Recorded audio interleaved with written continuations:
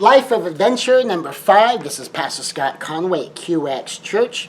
You may be able to hear that my voice isn't fully recovered. I'm feeling a lot better, still have a bit of the cough, but from the last session, part of it is, well, how do you feel relative to your responsibilities? And obviously I feel good enough that I'm able to fulfill my responsibilities. And while I could use my voice as an excuse for why to stand down for a while and do something different, obviously I'm continuing on with the series.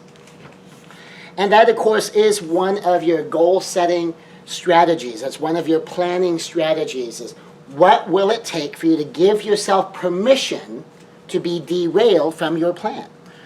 What will it take for you to give yourself permission to be derailed from your goal? And you decide how hard you're going to push it. You decide what you're willing to push through. You decide what circumstances you're willing to wade your way through, the things you're willing to deal with in order to continue with your plan, in order to continue with your goal, in order to continue with your responsibilities. Now, of course, if I was so sick that I had no voice, I couldn't fulfill my responsibility. I couldn't teach because I wouldn't have a voice to teach with. Or if I had such a fever and chills and such coughing fits that the probability of getting through an hour to a 75-minute lesson was remote without breaking into a coughing fit or without getting lightheaded, or if I wasn't able to think clearly, well, then that would also go to the responsibility because I wouldn't be able to do a good job.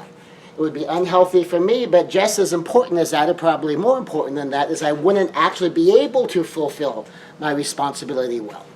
Now, for the people who are here live and who get to hear me in person, it would be a matter of whether you hear me today or next week or the week after that, sometime when I'm feeling better. But for those of you on the recording, it doesn't make any difference.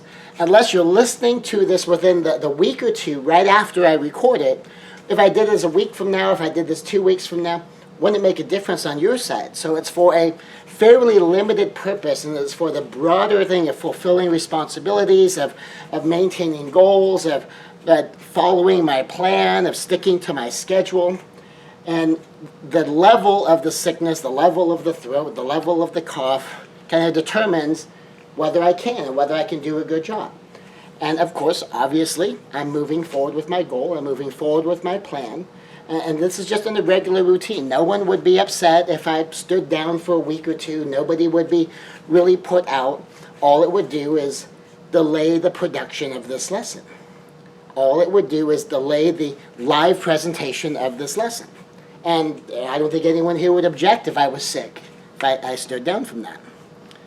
So that's one of the lessons, and I try to illustrate that for you as often as I can. And admittedly, I'm not 100%. I don't think anybody is. I try to be the positive example of what it is I teach. Now, that's not always true. Sometimes I'll teach into my weakness. I'll teach into what I'm working on, into what I'm learning, into new insights that I'm gaining, and things that I'm struggling with. Most of the time, if I can, I try to be a positive example of what it is that I'm teaching. So we'll continue on. Life of Adventure, lesson number 5. We talked last time about setting goals. We talked about what do you choose? What is your plan? And how is that working out for you? And that's the way we teach it to the kids with the hand gestures. Like, what do you choose? What is your plan? And how is that working out for you? And that getting those basics down of what do you choose, what is your plan, and how is that working out for you? And understanding how to approach goals, how to approach plans, how to evaluate on day 1 and day 3 and week 1, 2, 3, and month 1, 2, 3, and month 6 and month 12 as you're going along. Depending upon the nature of your goal, you check and see how you're doing. You may choose differently. You may need to upgrade your plan so that you can keep on going.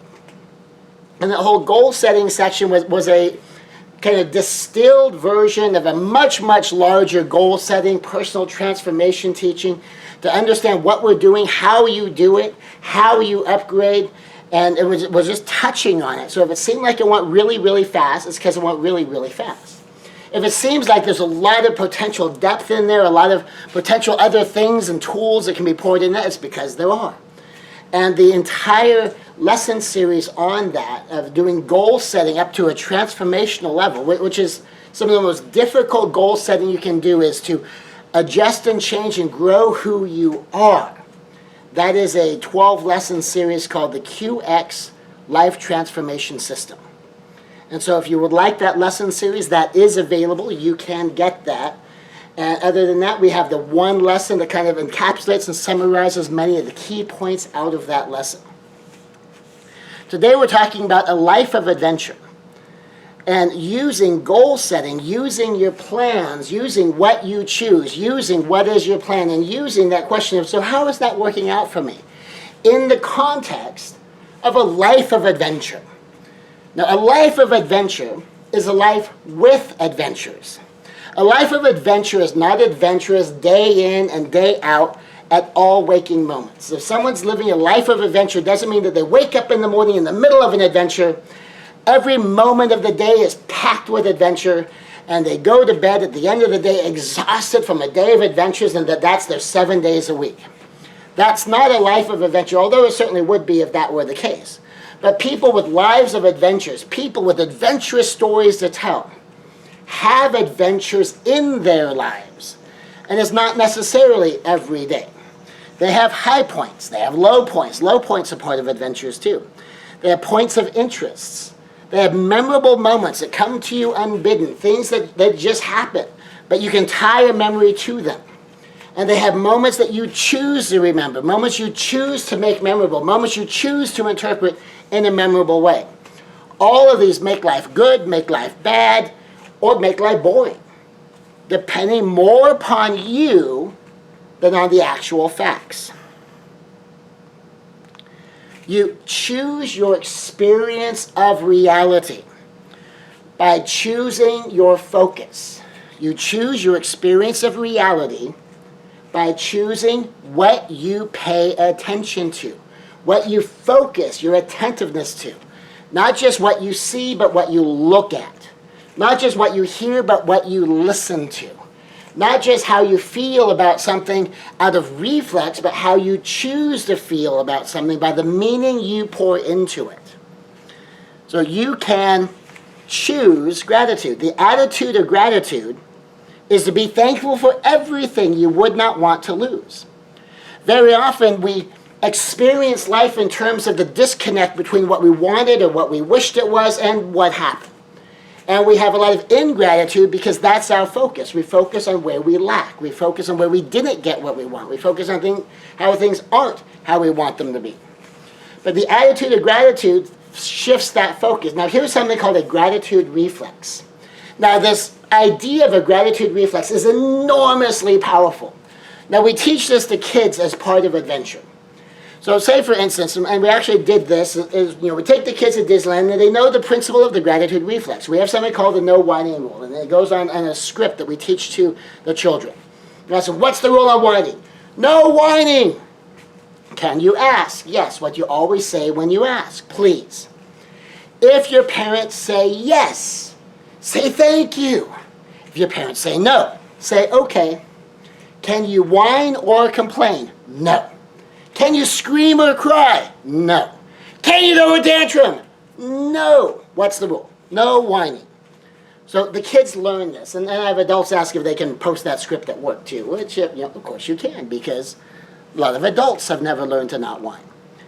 And now what the gratitude reflex is say when we take the kids to Disneyland, or you take the kids to SeaWorld, or you take the kids to the zoo, whatever it is as a treat for your kids, one of the things that you'll notice is you can be at the happiest place on earth, Disneyland, and there'll be people whining, there'll be people complaining, there'll be people whining, crying, sometimes pitching fits. And what the gratitude reflex is that when you see someone breaking the no whining rule, basically when you see someone being negative in an otherwise positive environment, or an environment that should be positive, you use that as a reflex to trigger gratitude. That someone else's breaking of the no whining rule is your trigger to do the opposite. And so when you experience a piece of life that isn't what you want it to be, use that as your trigger to automatically flip it to gratitude. When you get upset, like, I hate when this happens. All right, well, what do I have that I wouldn't want to lose? Like, oh, it's just I hate that. All right, but what do you love?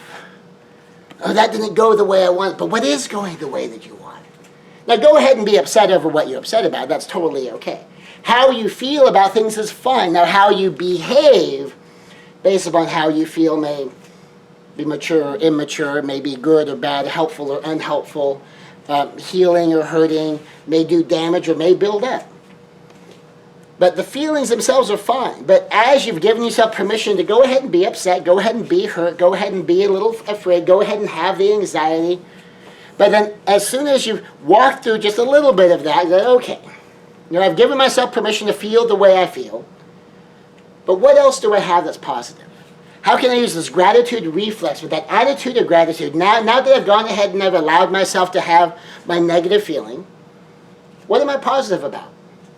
Now that I've gone ahead and I've let myself be whatever kind of upset, whatever kind of negative emotion is appropriate for whatever isn't the way I wish it was, what am I glad is the way it is?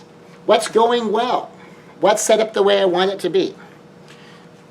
And so you choose your reality by choosing your focus. Now the facts of objective reality are still the same.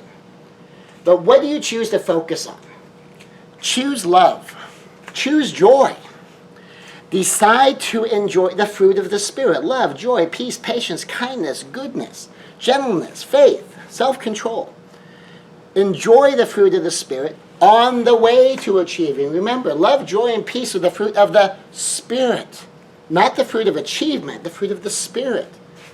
Look for treasure and focus on the treasure in your life. Now remember, even in the middle of bad things, the treasure can be the lesson you get from the bad thing. Now the bad thing is always trash. So don't flip it and think like, oh, aren't I lucky this bad thing happened? No, you're not. The bad thing's still a bad thing. The lessons learned from the bad thing is your treasure. Now here's part of why this is so important. Suppose I go through this horrifically bad time. Suppose I have a couple of years of financial crisis and I'm homeless and I'm jobless and I've got all these terrible things going on and I'm on the street or I'm bouncing around between friends' couches. And as I get through all of it, I get to the other side, I get a lot of wisdom, a lot of humility, a lot of understanding, a lot of compassion for people. And I think like, oh, this is such good things. I have all of this insight now. I have this compassion for people. Now I have a heart for people going through this stuff.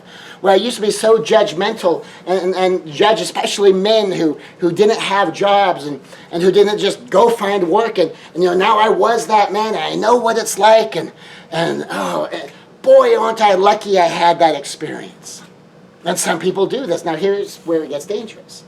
So suppose then, I'm a dad. I've got kids. Don't I want my kids to be lucky too? And if I want my kids to be lucky, doesn't that mean I should want them to be homeless too? That I should want them on the street? That I should want them bouncing between couches? That I should want them jobless? That I should want them in financial crisis? If I want them to be lucky the way I was lucky, right? Or you? Should I want you to be lucky? Shouldn't that mean that I want to get you fired? I want you to lose your job? I want you to be homeless? I want you to be bouncing around the friends' couches, and I want you to have no place to go, and I want you to be alone and desolate and plunged into depression? Because if I want you to be lucky, I want you to have all these great things. Shouldn't I want this for you? And so it's an important subtlety to understand is the bad thing's a bad thing. The treasure is what you learn from the bad thing. And how can I pass along the treasure without having you go through the trash? Because I want you to have the treasure. Now, would I want my kids to have humility, to have compassion, to have understanding? Would I want my kids to understand what it's like to go through this sort of thing without them having to go through it themselves? Of course. That's the treasure. And I want you to have the treasure without going through the trash. So make that distinction. Look for treasure and focus on the treasure. Recognize what is treasure, what isn't treasure, and focus on the treasure. Choose your factual reality by choosing your goals. Now, this is where you're choosing objective reality. And what you're doing literally is you are changing your reality by choosing your goal. What are you doing? Where are you going? What are you making different by the goals you set, the plans you make, and the check-in of how is that going for you, and choose differently or upgrade your plan as necessary. The factual reality in which you live is the result of three basic things. This is what determines factual reality. Factual reality starts with potential possibilities. What could be true in reality? Now, think of this as a menu of options for reality with branching options. Now, for a simple thing, think about the laws of aerodynamics. Right now, I can go and buy a ticket and pay money to sit in this giant multi-ton tube of metal that goes in the sky and travels at hundreds of miles per hour, thousands of feet up in the air, and can travel hundreds or thousands of miles across the country to other countries. And I can be there in hours. In the days of the Oregon Trail, it would be 6 months to get from somewhere in the Midwest to the coast. Now I can do it in 3 hours. It's amazing. Now, how long has it been scientifically possible for things to fly based upon the laws of aerodynamics existing? Forever. Since creation. Well, he says the laws of physics have been the laws of physics, and we've had the atmosphere and the gravity and all that a long time. How long has it been since we figured out how to do it? About a century, century and a half. So what you begin with is what's possible. Now, just because it's possible doesn't necessarily mean that you will be able to do it. Just because it's theoretically possible certainly doesn't mean I'll be able to do it. But that's potential possibilities. What is within the realm of the possible? And this has branching options. So when I do something, when I get to a new destination, that opens up new possibilities. And then when I get to a new destination, that opens up more new possibilities, things that I might not even have been aware of.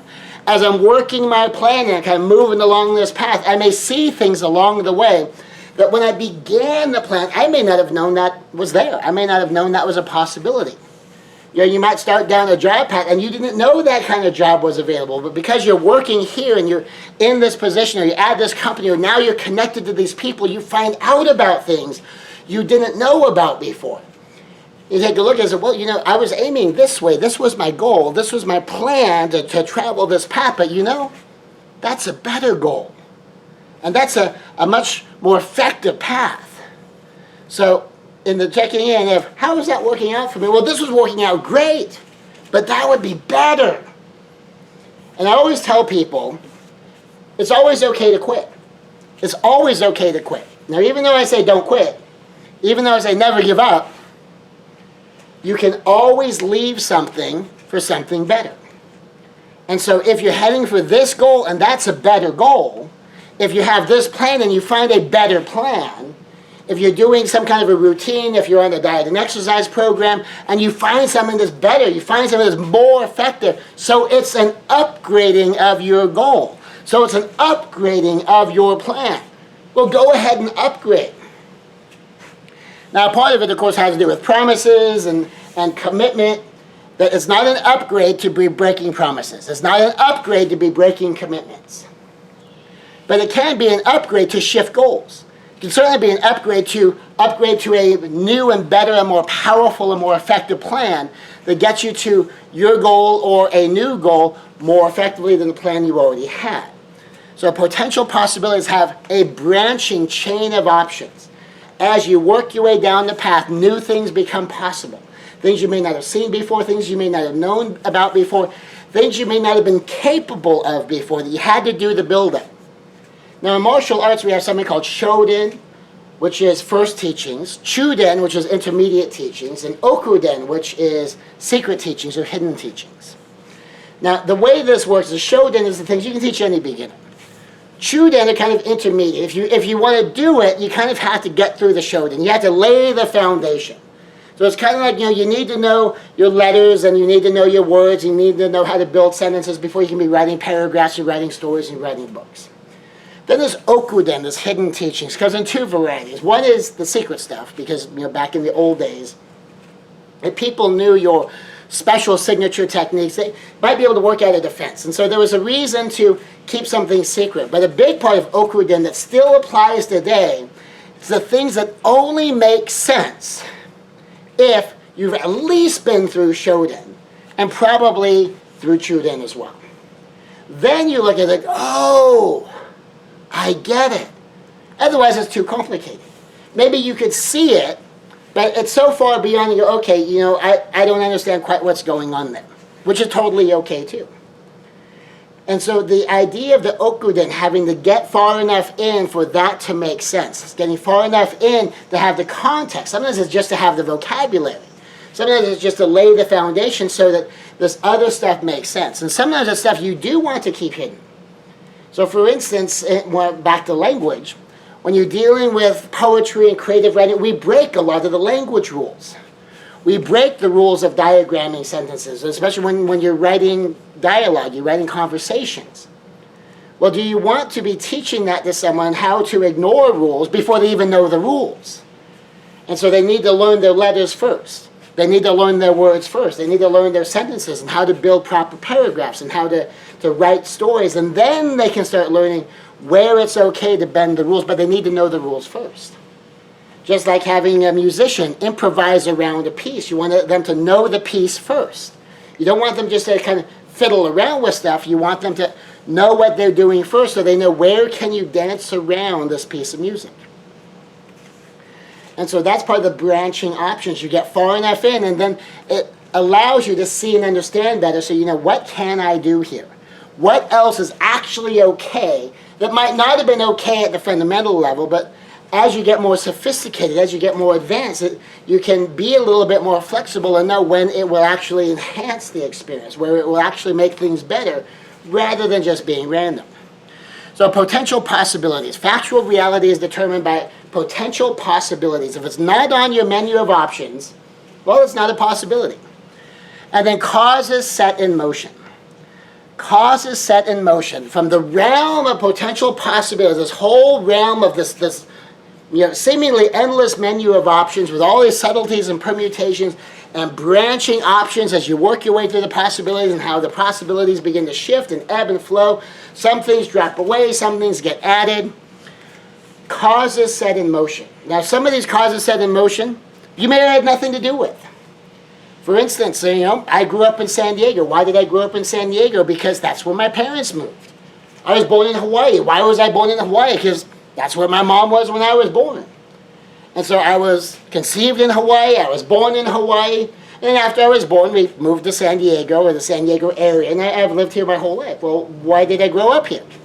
I didn't decide when I was born, hey, Mom, can we go to Southern California? I want to live. No, they moved here. And so I had nothing to do with that. I didn't make that decision. Well, once I'm an adult, why am I still here? Well, that decision I did make. So I got here because of someone else's decision. I stay here because of my decision. Now, if I move, where do I move to? Somewhere I decide. And that's my decision to make. It's my decision to make to stay while I stay. It's my decision to go if I go. It's my decision where I go if I go. So there's causes set in motion. Some causes we had nothing to do with. Some causes we choose. Sometimes we end up someplace by no choice of our own. Some of the stuff happens to us. Some of the stuff is done to us. And that lands us in a particular spot in our life. That gives us a particular history that we may or may not have any say over. Now, whether we stay there and how long we stay there and whether we move and which way we move, that can be up to us. That's our choice. And we get to decide some of these things. Which, of course, brings us to your choices. We all have an accumulated history of decisions. An accumulated history of decisions that leads us to now. So within the realm of all potential possibilities, and all of the causes set in motion, those that other people did, those that just happened, and those that we put in motion, and the accumulated history of our choices has created our individual reality. I live where I live, I know, I can do what I can do, I have the health that I have the fitness level that I have. All of these things are as a result of my accumulated history of choices, as they have interacted with all causes set in motion, those I set in motion, those others set in motion, from the menu of all potential possibilities of my life have led to now. So if I want a life of adventure now, starting here and now is all I have. Here and now is our starting place. I can't start anywhere other than here because I'm here. I can't start any time other than now because it's now. I can't decide to start last week because I can't change the last week. I can't decide to back up. And I was chatting about one of the first decisions that if I had it to do again, I would have chosen differently. And so if I'm working with someone who had that exact same decision to make, I would coach them or counsel them to make the decision differently than I did. I was 6. I had a choice. Do I skip from first grade to third grade, or do I go ahead and go into second grade? And I decided I didn't want to skip grades. And it had to do with my age relative to my classmates. And it had to do specifically, even though I was 6 years old, I was thinking forward to high school and thinking, well, the girls aren't going to want to date a guy that's 2 years younger than them. I was already young for my grade. I was 17 when I finished high school. If I skipped just one grade, I'd be 16. Well, what if I kept on skipping grades? What if every second or third or fourth year I'm skipping another grade? I could be 15. I could be 14. I could end up being 12. Who knows? And, who wants to date a 12-year-old? Who wants to date a 13, 14-year-old? Probably not an average high school junior who's 16. 6 years old, I'm thinking like this. Well, if I had that to go back and coach and counsel, it's like, well, you can develop your romantic life out of a different peer group, such as martial arts. I mean, I'd already started martial arts at that time. And by just staying in martial arts, you can develop your peer group, your kind of more, your age-appropriate connections there. You can do it through youth group at church. I mean, there's all kinds of places you can find peer-to-peer connections that would allow you to be as good as you can be academically, to advance as far and fast as you can advance, and not have that be the sole center of your social support. Well, now, can I go back to 6 and make a different decision? Can I travel back in time and coach my parents to guide the 6-year-old differently? No, I can't do that. Here and now is my starting place. I can't go back and have the life I didn't have. I have here and I have now. That's my starting place. Reality is what reality is. It doesn't matter why our reality is what it is. It is. But when I'm talking to people and they kind of are where they are because their parents are in jail. They never knew who their father was, their mom's in jail, and their life is a mess. They're bouncing around from friend's couch to friend's couch because they aged out of the foster care system. Doesn't matter why you're there. It doesn't matter whose fault it is. It is what it is. You don't have any other place but here and now to start. It just is. Right here and right now is your starting place. It doesn't matter what we think of our reality. It just is. It doesn't matter how we feel about our reality. It is. Right here is right here. Right now is right now. Reality is what reality is. And a related factor is our environment. Our environment is our environment. People are sometimes negative, cynical, or pessimistic for any number of reasons. For financial goals, and trust me, I've done some of this myself. For financial goals, I might cite the economy. I remember when the economy turned down. And all of a sudden, so much crashed. Investments crashed. Real estate crashed. Lost real estate, lost investments. And your business was down. All kinds of stuff was going wrong. And it was the economy. The economy changed.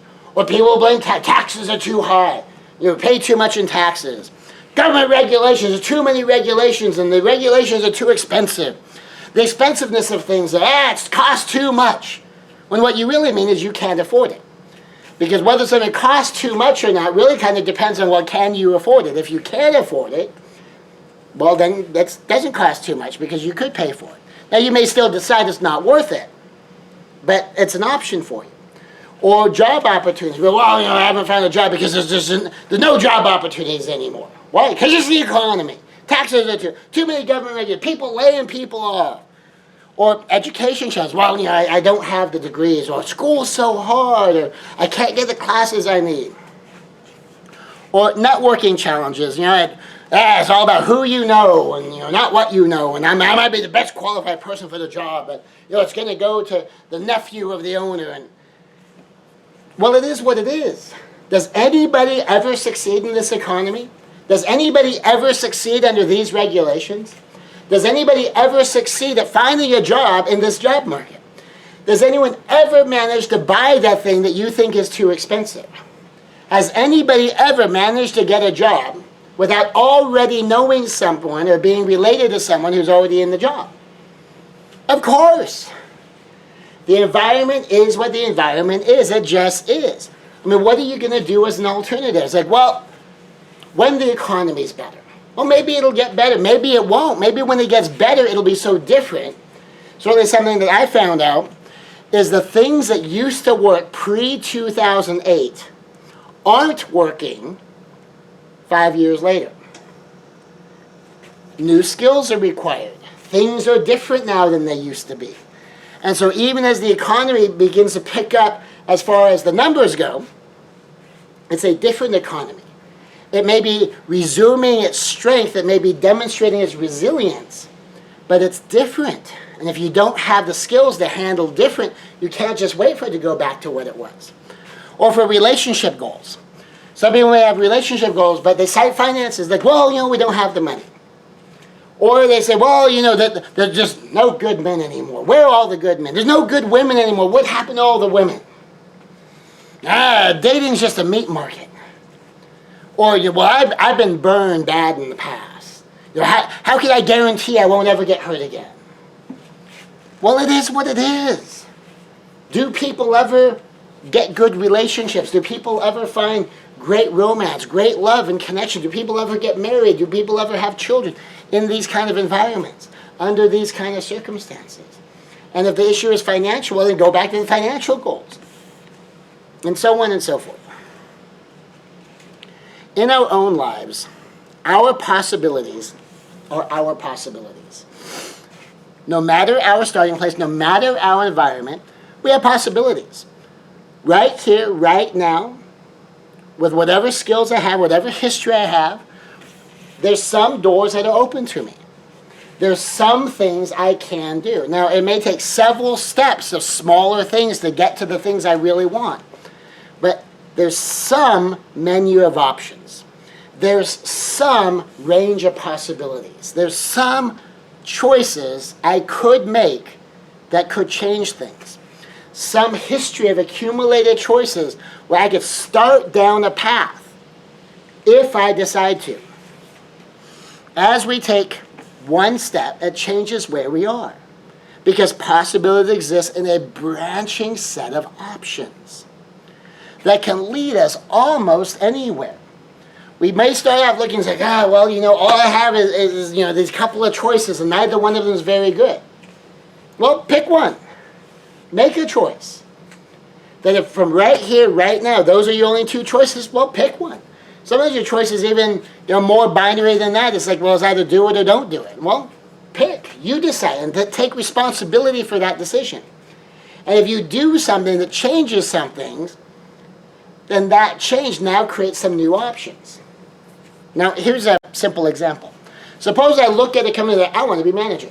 Well, do I just walk in and say, hey, let me be manager? They might say, well, do you know the business? Well, no, but I just want to be the manager. They might not hire you. But what if you go and you start at the ground floor? Because you don't have any particular knowledge or skills. And so you learn the basics. And you work your way up to a lead and then a shift supervisor. And then eventually an assistant to the manager. And then when an assistant manager position opens up, you get that one. And then when there's a manager position open, now you can become the manager. Something that wasn't available to you before. Something that may have taken you a couple of years to work your way to qualify for. Something that may have taken 6 months to qualify for.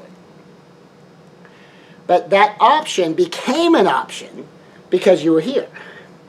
And then here became an option because you started at this spot here. And that spot became an option because you entered in here.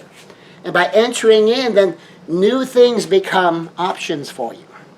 So possibilities exist in a branching set of options that can lead us almost anywhere. As we take one step that changes where we are, it changes what we can see. It changes what we understand. It changes our ability to take advantage of options. It may create new options that did not exist before. Things that were only open because of the experience that we've had. Adventures are part reality, part focus, and part interpretation. Pardon me. The part reality is we build our story starting with the facts. What is true? Factually, what is true? So it's part reality. And then it's part focus. Is we decide from the entire menu of facts in our life, where do we focus? What is our chosen focus? We decide what facts to use in our story. If you're going to be writing a biography of your last year, and I tell you, okay, you have 10 pages to write your biography. You can't include everything. You pick 10% of your life, and you write about that 10%. Whatever 10% you decide to write on, that would be your focus. That's from the selection of the totality of the facts, that's what you have chosen to focus on. And then part interpretation is that we decide what the facts mean. The objective reality isn't how we feel about it. The objective reality doesn't tell us what it means. It tells us what the facts are. So part of it is interpretation. We decide what the facts mean. We already know that by a shift of focus, that by a shift of interpretation in our past and our present, we can find plenty of reasons to be grateful. We can find plenty of support to be happy. We can live in love and joy and peace and more. Love, joy, peace, patience, kindness, goodness. All of the fruit of the Spirit and more. Living in love, living in connection, living in gratitude. All of these things are available to us by a shift in focus and interpretation. Knowing that already gives us some starting tools to build our future. Because we already know if we can do that with our present, if we can do that with our past, we have more control over our future than we do over our present and our past. So we craft goals to craft adventures. Craft goals to craft adventures. Because we get to decide. We get to decide from right here, right now, which direction is my next step. Which direction do I begin to travel? Do I stay on the path I'm already on? Do I shift? Do I completely change? Do I pick an entirely new path? Do I keep going toward the goals I'm working toward right now? Do I pick new goals? Do I keep using the plan I'm using right now? Or do I upgrade my plan? Or do I need a whole new plan because I have a whole new goal set? I get to decide. And I can craft my goals to craft adventures. A powerful secret to living a life of adventure is to craft our goals to craft adventures. We can craft adventures into our goals themselves. Either making an adventure the goal, or rewarding ourselves with an adventure for success. Or we can make our plan the adventure. The possibilities are endless. So you can target an adventure as the goal. You can reward yourself with an adventure for succeeding at a goal. You can make an adventure part of the plan. The plan itself can be the adventure. In any combination. And you can do all three at the same time. You can have one adventure as your goal that you're going to reward yourself with a different adventure if you get to, as you adventure your way through your plan on your way to your adventure goal that will be rewarded with an adventure. There's all different kinds of adventures. Different kinds of exciting things that you can have fun with, that you can enjoy, that you can take some pride in having achieved something meaningful. So as part of this, you craft goals that mean something to you, that mean something to you. Focus goals and plans that already mean something to you to make them adventures. So sometimes we get this idea that we have to hate where we are to motivate ourselves to where we want to go. Sometimes we get this idea that, you have to pay your dues, you have to pay a price. Well, that doesn't mean you can't enjoy yourself along the way. They can go to meaningful roles, that you can be fulfilling roles that mean something to you. Husband, wife, mother, father, friend, boyfriend, girlfriend, leader, follower. Whatever it is that is Your roles, you can imbue that with meaning, and you can pursue that. How well you do it is part of your adventure, even if it's just paying a price. And your potential or your particular values, and values are potentially infinite. I mean, everyone has a different value set. And we have a whole values workshop, and if you want that, it's a whole program that helps you discover your values and your values hierarchy and what you mean by your values. Because we can have the exact same value and mean something very different.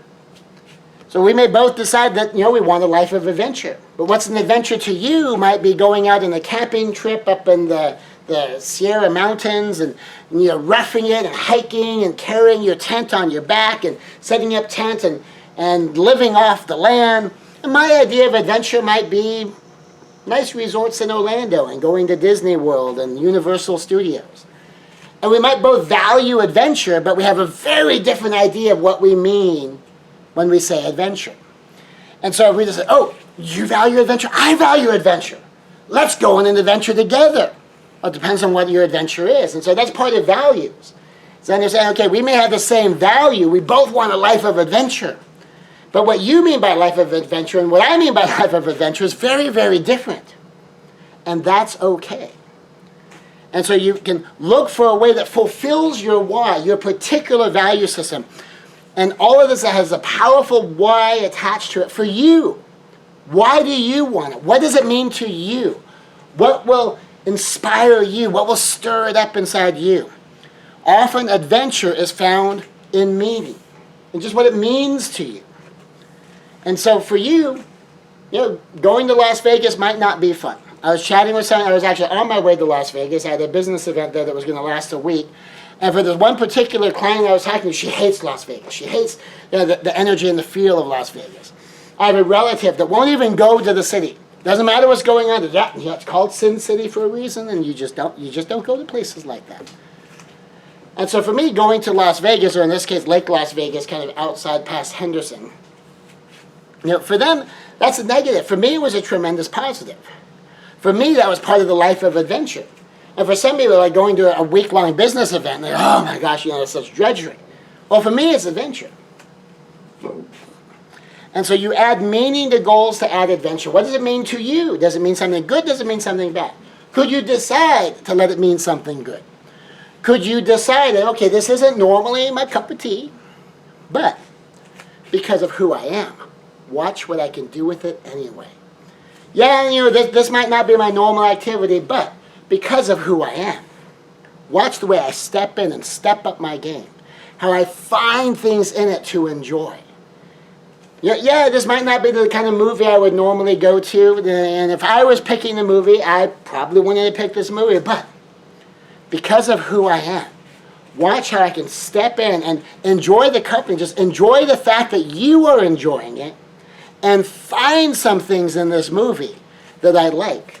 Find some things in this movie that mean something to me, that rather than focus on what I don't like, I'll focus on what I do like. And I will find the things in it to enjoy, so that we can have a really nice, positive conversation and have a joint positive experience. And now what's positive about it to you might be boring to me, or might be a negative to me. But I will find positive in it, so that we can share in this experience together in a positive way. So you add meaning to add adventure. And so when you're doing your goals, you add meaning to your goals. What does it mean to you to achieve this goal? So say, for instance, as a man, let's assume that I'm married, let's assume that I have kids, and I have this financial goal. And I've talked about this particular husband before who went back to school, got his master's degree, got his promotion. Now, if he's just saying, well, I just need more money, want to make more money, want to advance my career. Well, that might inspire somebody, that might not inspire him. But if he's looking at it as, because I am going to step up my financial performance as a provider, so I can take better financial care of my wife and my kids, so that never again will we get to the end of our money before we get to the end of the month. And that 2 or 3 paychecks into this new job, not only will we have enough money to make it to the end of the month, but we'll have enough money that we can pay the bills when they show up, that we won't have to keep on juggling. and I can lift this stress off of my wife. And this will open up some new options for my children. And because this new job isn't going to require any meaningful difference in time, I'm still going to be around to be able to be a dad and be there to help raise my kids without having the financial concern. I'll be able to take the time off to go to the Little League game, and we have the financial cushion. It's okay if I miss an hour or two of work. Instead of what it was like before, where I couldn't afford to miss 2 hours of work. There was going to be a bill that didn't get paid. Now I can be there. Now I can do that. And when you're struggling your way through, it's like, I've got dad stuff to do. I've got husband stuff to do. And I'm going to step up as a man, and I'm going to do this provider part of husband and father. And when I get this income coming in, we're going to leverage it into the family. And as soon as we catch up on our bills, and that's only going to take like a month, and as soon as we can start paying the bills as they come in, which might take just another month or two of just getting these level of paychecks, and we are going to plan a family vacation like we've never done before, like we would never have dreamed of before. Now, because I'm particularly looking at an Orlando trip with my family, you may be thinking, before we were just trying to figure out how to get to the end of the month with the money that we had. But once we have a little bit of a surplus, once we start knocking down our credit, then we can start looking at maybe we can take the kids to Disney World. Maybe we can talk to some people we know that have been there before and how to leverage it. And we can stay in a nice enough place and we can go enjoy the parks and find out about these other things that are there from the people we know who have been there. And we can build this memory for our kids. And we can be there with them. And you can build this in by adding meaning to your goals to add adventure. The meaning to the goals in that particular case is stepping up your game as a man, stepping up your game as the provider part of husband. And husbands obviously are much more than just providers. But being able to step up the game in the provider realm of husband, the provider realm of father. And then to reward that with other adventures that now you can afford because you stepped up the other part of the game. You decide for yourself what you choose for things to mean to you, even if a goal does not innately connect to meaning. You pour meaning into it. Just find some meaning and just pour that meaning into the goal. Maybe it's a similar thing as, well, in order to qualify for the next job promotion, I need to get this certificate. That's boring. Now, that might be plenty for some people. To me, it's boring.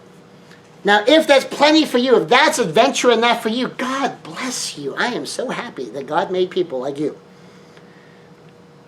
I needed to be a little bit more. I need to be a little bit more playful for myself because I like the adventure. And so if I pour meaning into it, I can do the exact same thing and have a lot more fun doing it. Be a lot more playful with it. Make it much more of an adventure. So romanticize with metaphor to create adventure. Now, romanticizing is making something seem better than it really is. It includes idealizing things unrealistically. So when a man looks at a woman and says, "Oh, you're my queen." Well, you're not literally my queen. I'm not saying that like you're descended from royalty and you've ascended the throne. Okay, now you're blowing the romance, right? It's like, "Oh, you are my queen. You are my princess of love." Well, of course, it's not literally true. It's like, "Oh, your eyes sparkle like a starry night sky, and your smile is the morning sun." Well, of course, not literally true. You're romanticizing it. It's called being romantic. Well, it's the same thing with other stuff. You can romanticize the mundane. Being able to romanticize includes being able to just touch ideals in poetic ways, touch ideals in dramatic ways, in playful ways, which are often, by definition, not anchored merely in factual reality. And even simple things, playfully romanticized, become adventures. I've told the stories of pina colada quests. Still a little bit of that cough, but not enough to derail the message. So a pina colada quest was as simple as this. And the pina colada Slurpee was just a coconut-flavored Slurpee, basically. And, so I'm with my wife, and she's in the mood for a pina colada Slurpee. And so we declared a pina colada quest. And we have this unfolding story of, yes, the night's quest forth in search of a pina colada Slurpee. We know it's got to be out there somewhere. One of these 7-Elevens has it in their hoard. And we will seek it out. We will find it. We will acquire this treasure. And to decide before, okay, we'll go to 6, or we'll go to 7, or we'll go to 10 different 7-Elevens looking for this flavor. And we were just having so much fun with it. And what are we really doing? We're just going to go find a drink of a particular flavor. What's the big deal? And in fact, you could look at it as a frustration. Seriously, how many places are we going to go to find the flavor that you want? Yeah, it could have been a terrible negative. Or you can be playful with it and have fun with it. And we'd zip into a place, like, all right, we're coming up on our second one. You zip in there, see if they've got it. If they got it, wave me in, we'll come in, and we will get this pina colada Slurpee. If it doesn't have to, come right back in, and we'll get to the next one before they're out. And we had so much fun doing this. And every once in a while, we go on these pina colada quests just to have fun. In the exact same thing that someone else could easily interpret as a frustration, as an annoyance, as an inconvenience. But by romanticizing it into this quest, 2 nights on a quest for this particular treasure, we could have a lot of fun with it. And so you can take even simple things, playfully romanticize, pouring this kind of over-the-top, adventurous meaning into something that could be silly by itself or negative by itself, and you make it mean something. So you can romanticize bigger goals and bigger plans just the same way. The sword is drawn, the battle is joined, and life will never be the same again. Yes, this financial challenge is like a massive dragon emerging from its lair. And we will do battle with this dragon, we will slay this dragon, and we will take its hoard, and we will be on top again. Or you can say, oh, we have this financial problem, and it's pretty serious, and we don't know how we're going to get it. Well, that's no fun. And that's not going to inspire you to get up and enjoy solving the problem. But when you romanticize things, now you make it more fun. You make it playful. You make it a story. So romanticize goals and plans to create adventures. And then time travel to your future. Now, I'm not saying you literally step into a TARDIS and hit a button and off you go and you step out 10 years in your future. Christianity is the ultimate example of this kind of time travel that I'm talking about. God gives us an eternal future to look forward to. An eternal future in heaven to keep the present in perspective. So when we're talking about time traveling in your future, think about success. Think about being there. When you think about heaven, when you think about eternity, it puts the moment in perspective. It puts what we go through in perspective. It helps us understand that this too shall pass. And that if it's a good thing, yes, this shall pass. So take all the treasure out of it you can while you're here. Because good times and bad times will both pass away. And so gather up your treasure while it's here to be gathered and carry this treasure forward with you. And if you're going through a time that's trash, well, this too shall, you don't have to take the trash with you. This too shall pass. And you can leave the trash behind and carry just the treasure with you. And God gives us an eternal future. That's a great model for this. And then we look forward to a successful future of whatever goals you have set up, whatever plans you have set up, whatever success might be for whatever it is you're doing. We're reminded in dozens of places in the Bible that we've got this wonderful destiny that awaits us. And God paints us a picture of this glorious future. And that we can time travel to this future at any time we want because salvation exists right now. If you have said yes to Jesus Christ, you have salvation. That means that your ticket into heaven has now been accepted by you. It was purchased on the cross at Calvary by Jesus Christ himself. And made available to you. And when you say yes to Jesus, you say, yes, I accept. Thank you. And how much of heaven you get to live depends upon how much in harmony you walk with God. And you walk with God manifesting love because God has loved you. Manifesting joy and peace and patience, the fruit of the Spirit as you walk more and more spiritual, which is like a slice of heaven you get to live now. a slice of heaven you get to bring to other people's lives now that we draw upon this eternal future and the presence of the Holy Spirit indwelling us to manifest the fruit of the Spirit. And this is a model for how else to do things. We tap into the same creative wisdom when we immerse ourselves in our own future reality. The future reality that we are creating with the goals that we set. The future reality we are creating with the plans we are executing.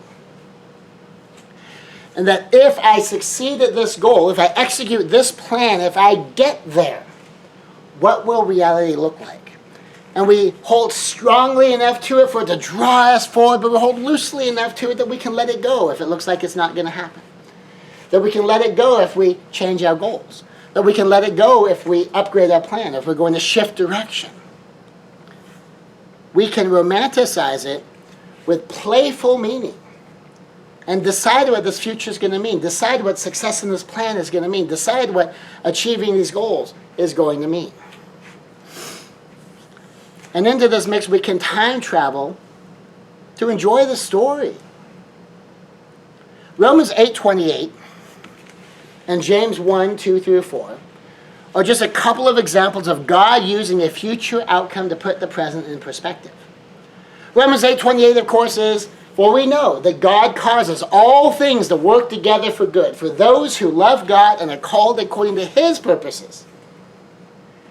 And so God's putting stuff in perspective, that whether you're going through good times, boring times, whether you're in a dry season or a great season, or even if you're going through hard times, that in some way, shape, or form, in the grand scheme of things, woven together with this eternal tapestry that is going to not just be here and now, not just in the days and the months and the years ahead, but into eternity, will be the tapestry, the threads used to make this tapestry of our lives. James 1:2-4 talks about, count it pure joy when you encounter diverse trials. Count it joy when you encounter all kinds of problems, knowing that the testing of your faith produces endurance. That as you go through these tests are given to you for you to pass, for you to get better, for you to be able to handle these things. Now think about it in terms of just like a physical workout. Imagine you're one of those people, you get winded walking up 2 flights of stairs. And then what if you have test your endurance? You do a little bit of cardio, you do some walking and then some running further until you get to a place where you've got plenty of energy. You could sprint up 2 flights of stairs, you hardly even notice. You want to get winded now you go up 10 flights of stairs. Now you can get winded. And that the testing of your faith produces endurance. In your faith can endure things because your faith is in better shape. Your faith has been through things. Your ability to logically extend from what you do know for sure to what you don't know for sure has been tested, and your endurance and your resilience and your ability to go through things and understand things beforehand has improved. And let endurance have its perfect result, that you may be whole and complete and lacking in nothing. It says when you're going through these hard times, to look forward to the endurance, look forward to being whole, look forward to being complete, look forward to be lacking in nothing.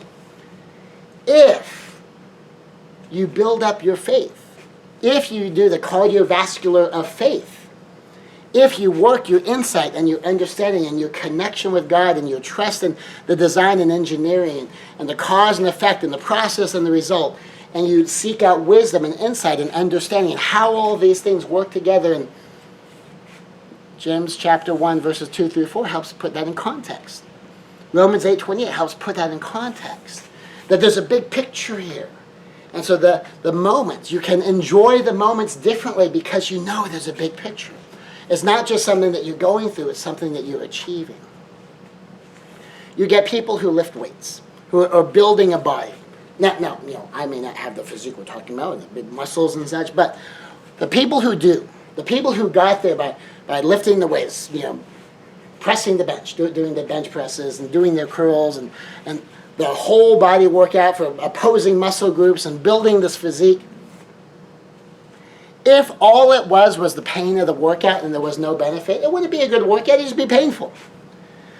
But when their muscles are sore, when they feel that deep ache in their muscles, they know that was a good workout. This is building size. This is building strength. This is building endurance. This is making me better. In the moment, it's painful. But why they say that was a great workout is because there's a context. That's the workout that builds the muscle. And it completely flips the meaning. It takes something that's hard and painful, and it makes it fun and powerfully meaningful. So you time travel to enjoy the story because there's a context in the here and the now. We do the same thing when we immerse ourselves in our future success. And we look backwards from our future success to the price we paid getting there in context of having the success, in context of having the degree, in context of having the marriage, in context of having the adventure, looking back. And then you go through the moment and you look at the moment you're in from that future perspective, just as God teaches us in Romans 8:28. Just as God teaches us in James 1:2-4. To look at the big picture and then look back at the moment from that context. And so that the meaning of the moment changes. And so from that context, we can enjoy the story. From that context, we can enjoy the pain of now. And we can use it and recognize it as, this is a great workout. Well, of course it's painful. This is where the strength comes from. This is where I prove that I am who I think I am. I can do what I think I can do, and I am who I think I am. That what God has made true about me is manifesting right here and right now. The way I'm walking out love, I'm walking out to the extent I am successfully walking out love. That is the extent to which I'm walking out what God has made true. To the extent I am living in joy, even in the middle of many kinds of problems, diverse trials. That is the extent to which I am walking hand in hand with God and what God made true in my life, in my reality. That when I can live life in peace, that I don't have to fight. It doesn't have to be a struggle. I just do what I need to do. In harmony with the way things work, living out the law of harmony of how are such things achieved. All right, then that's how I do it. How are such muscles built? Okay, then that's how I work out. That's how I eat. How are such things done? Well, of course it's hard. It's not meant to be easy.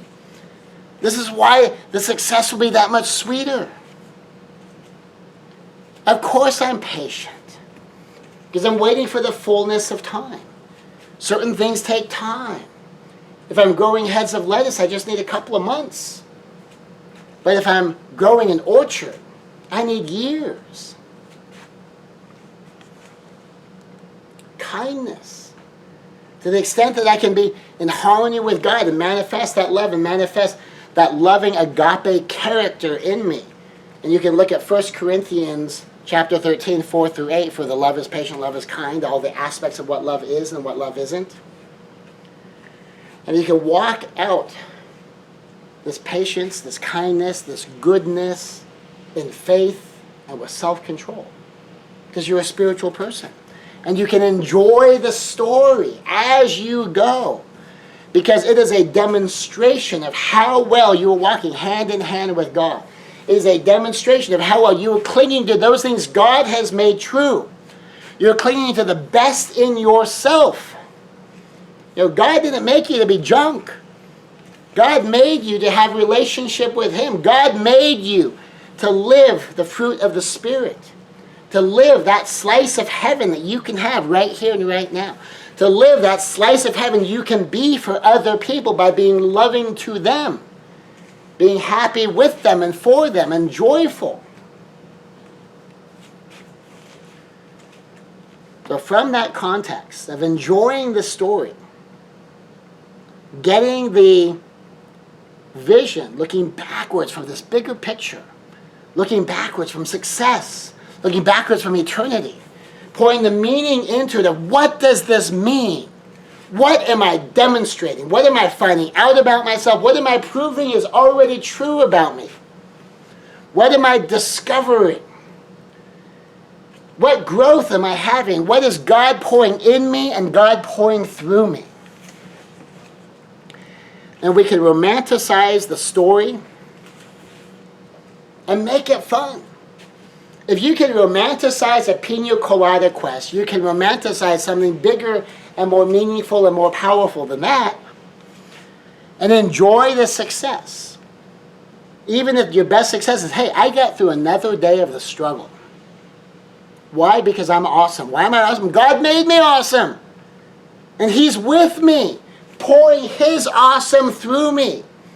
And I get to show up with that awesome right here, right now, today. Because God has made it true. He's made it true about me, and He's already true about Him. And as I am open to the awesomeness that is God Himself, that pours through me and radiates from me, and allows me to handle these things like a man of God. We can romanticize the story, enjoy the success, and we can take joy in how it may unfold and live a life of adventure because we have chosen our goals and we have set our plans, crafting them to be playful, romanticized, fun adventures, counting it pure joy even when it's hard, knowing that all this can be woven together for good because we love God and we are called according to His purposes. And live a life of adventure. In the next lesson, we're going to wrap this all up.